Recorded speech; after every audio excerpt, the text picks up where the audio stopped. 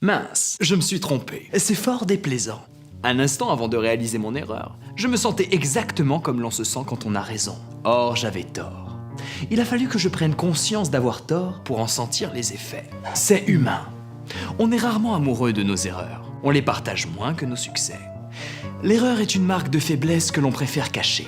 On a honte de nos fautes d'orthographe. On est embarrassé de se faire corriger sur une information incorrecte. Avoir un jugement précipité sur une personne ou un événement. Cela vous est sûrement arrivé parce que personne n'est infaillible. Mais si personne n'est infaillible, alors tous les humains commettent des erreurs.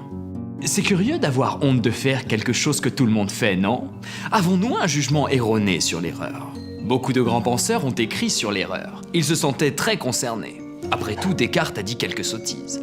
Sur l'animal-machine, il s'est planté. Aristote nous a légué des façons de voir la nature qui ont dû attendre un Darwin pour les remettre en cause.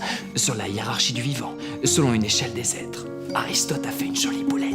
Et pourtant, ces hommes étaient redoutablement intelligents. Plus vous pensez, plus vous écrivez. Plus vous travaillez à décrire le monde, plus vous dites d'ineptie. Parce qu'il n'y a que ceux qui ne font rien pour ne jamais fauter. Or, justement, l'erreur n'est pas la faute. J'ai commis une erreur, disent souvent ceux qui se sont rendus coupables d'une faute. La faute, c'est dire une parole ou commettre un acte injuste, mauvais, immoral, illégal en connaissance de cause, là où l'erreur est innocente. Si l'on confond la faute et l'erreur, on ne peut plus pardonner l'erreur. Or, on ne fait rien de nouveau, rien de très grand dans la vie si l'on n'accepte pas de se tromper souvent et de se corriger toujours.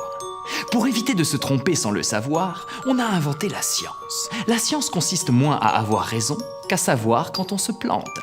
La science consiste à faire des erreurs en public, disait Daniel Dennett. On a d'ailleurs à cet égard inventé la marge d'erreur, qui porte très mal son nom, puisqu'en réalité c'est une marge d'incertitude. Quand les calculs sont bons et donc exempts d'erreurs, alors on sait que le résultat est contenu dans cette marge d'incertitude.